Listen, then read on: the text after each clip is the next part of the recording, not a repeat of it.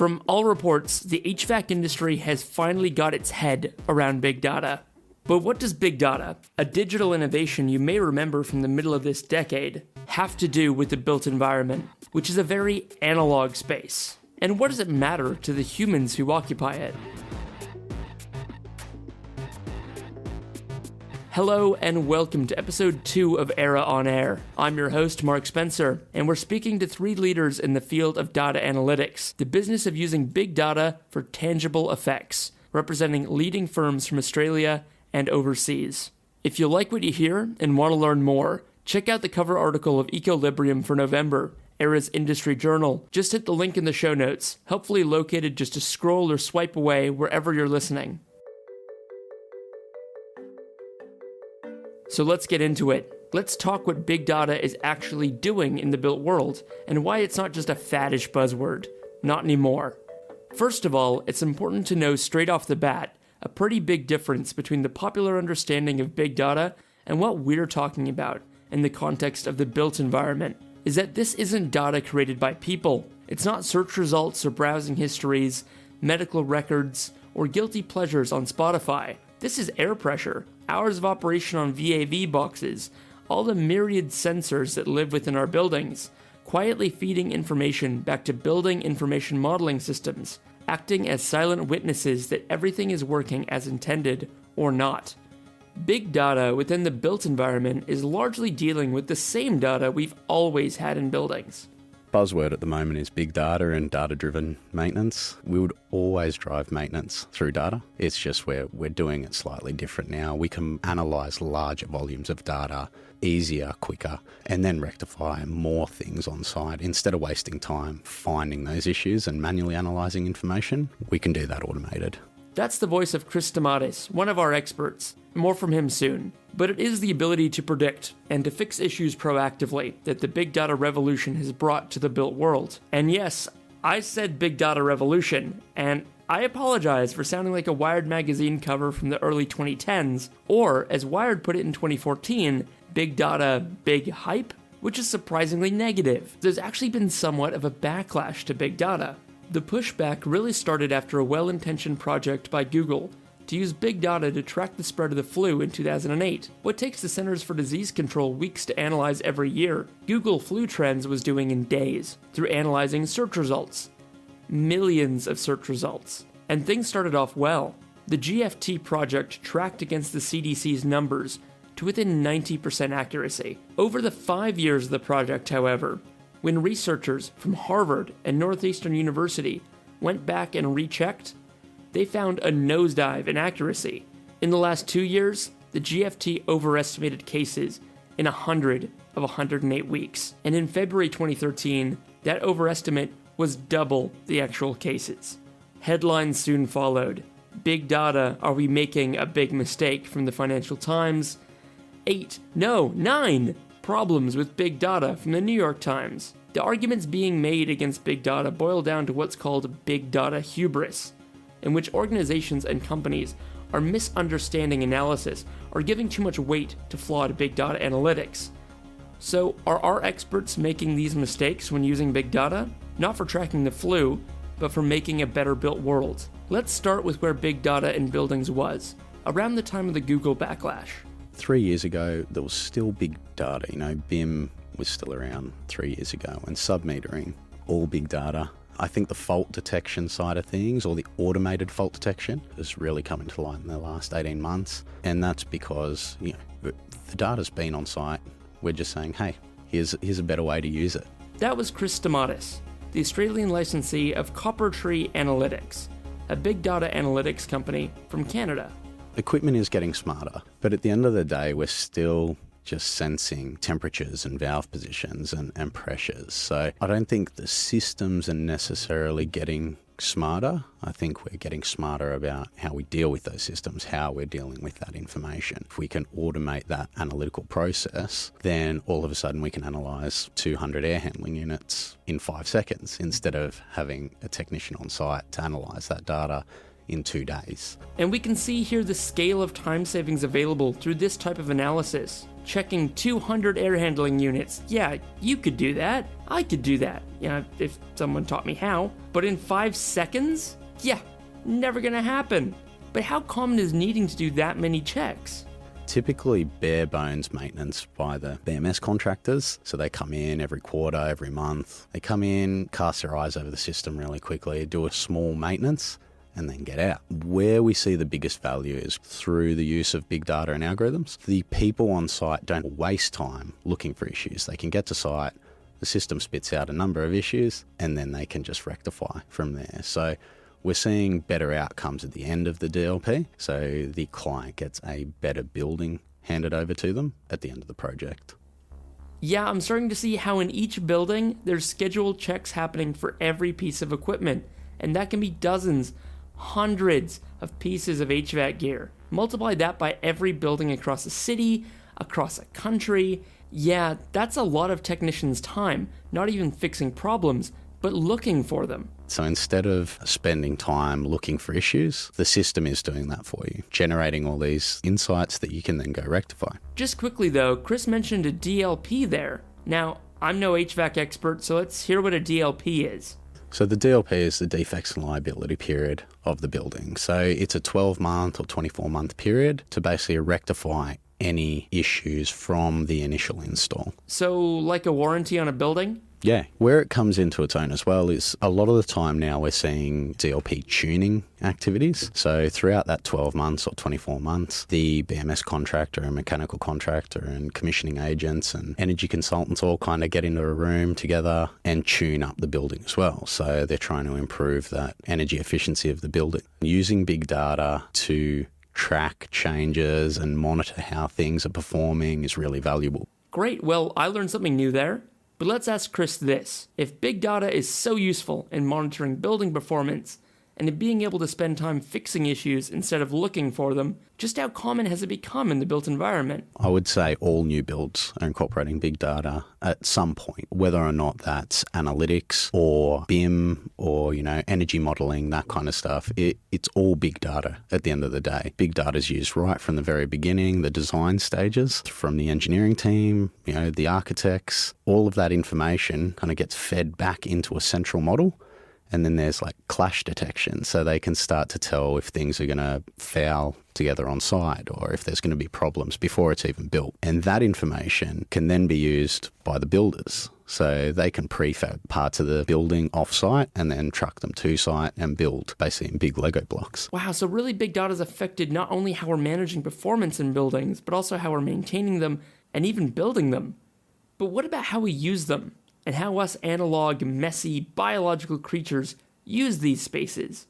What's big data doing about us? So behaviour is really just about, we all learn through signals. We can also learn through observation of other things that are successful. Boiling it down to very clear signals for people can then motivate action and learning, and we get on a virtuous cycle. That's Craig. Craig Roussac. I'm the CEO of Buildings Alive. And he joined us from his office in Darlinghurst, Sydney. Certainly at Buildings Alive, what we're trying to do is reduce the complexity and the mass of data down to very clear messages like, is something running well or poorly? Did the thing that you did yesterday achieve success or failure? Is the performance good or bad? Very simple things that can help people make management decisions.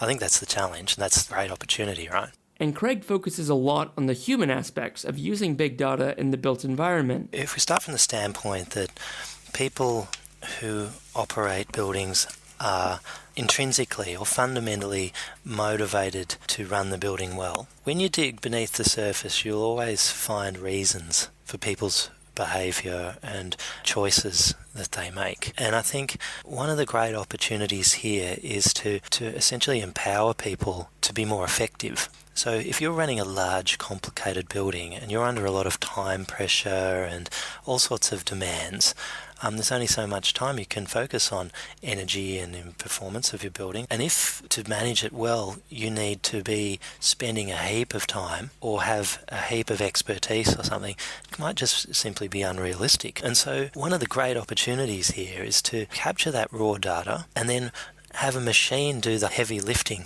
if you like, to form judgments about what's successful and unsuccessful, feed that information to the person operating the building. What you do there is you potentially can save them time. They get the opportunity to explore through cause and effect. Then they might be motivated to try things. Feedback tells them it was successful. Well, then they've got reinforcement. And with behaviour, you're basically talking about positive reinforcement. So big data can be a really effective tool for managing a building.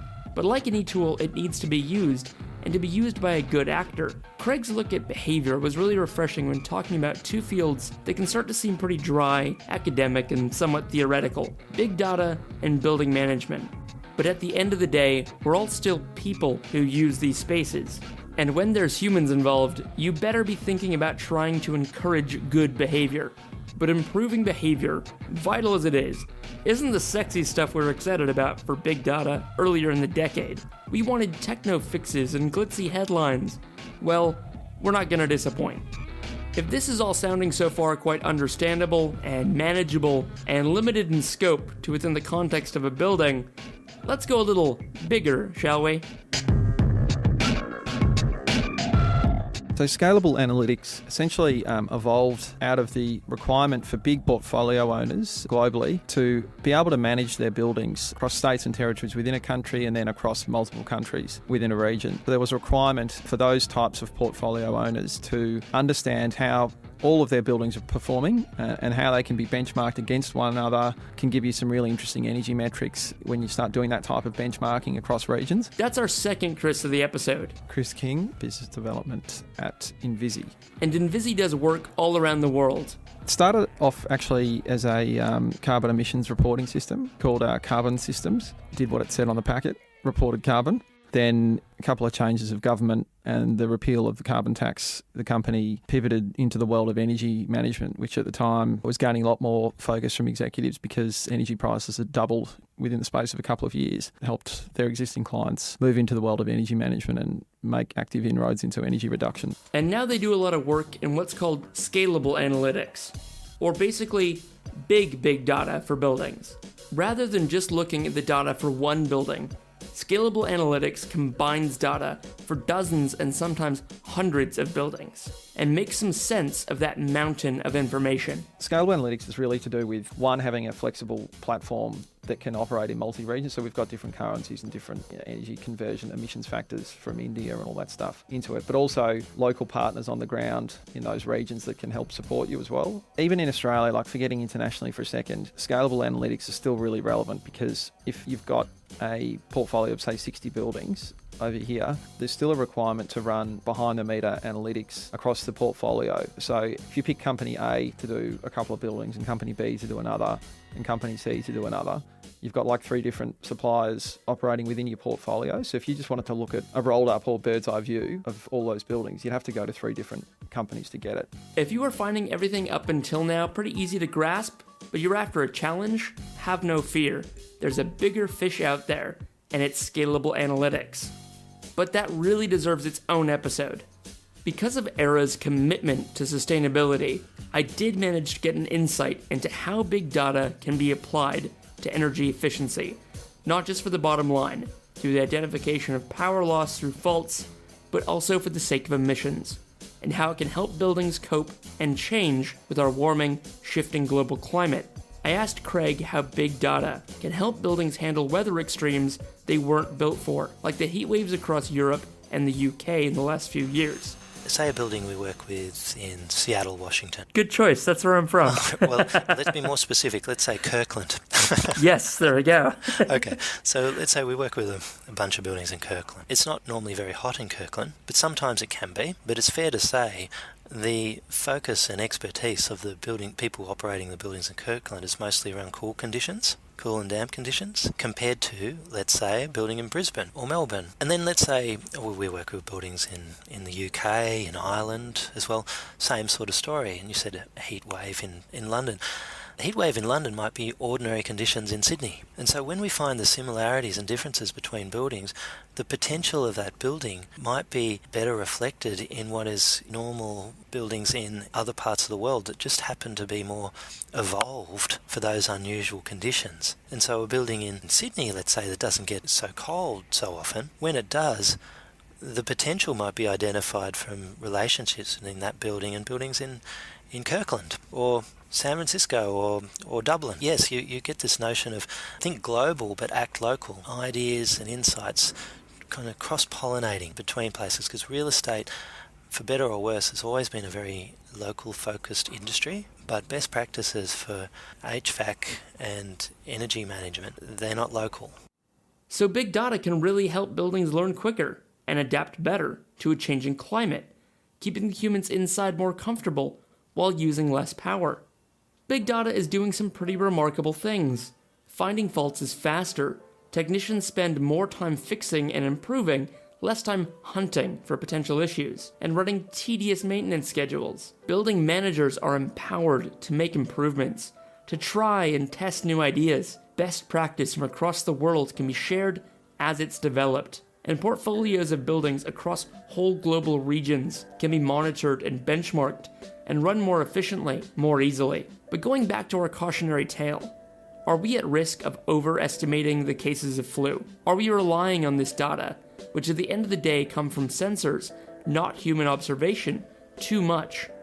Are we, in HVAC and other building services, at risk of big data hubris? There are certain things that we cannot remove through big data, right? So commissioning, you still need to be on site, locally commission things, point-to-point commission your sensors, make sure everything is correct, because our analysis is only as good as the data we're receiving. If nothing's been commissioned locally on site and the sensors are giving us bad data, then our analysis is only going to be poor as well. Luckily, we'll always need, at least for the foreseeable future, and never say never when technology's involved, humans involved in this process of commissioning a building. So it seems like, until the robot apocalypse, big data has well and truly arrived in the built environment and is serving us well, and even improving us humans, and our impact on our world. Thank you for listening to the second episode of M.AIRAH on Air. As a new show, we'd greatly appreciate if you could tell a friend and help us get the word out. We'll be back after the holiday period for another episode about the hidden industries that shape our built world. And just before we go, here's a little bonus about M.AIRAH's special technical group, without which we wouldn't have had a lot of the information we used in today's show. So finally, Chris, to talk to you about the STG, I understand that M.AIRAH's kind of got this in-house special forces SWAT team of high-level industry professionals talking about what's coming ahead in the industry. Can you tell me a bit about what the STG is and how long you've been a member of this? And maybe have a bit of a laugh at my description. Yeah, no, it's good, very accurate.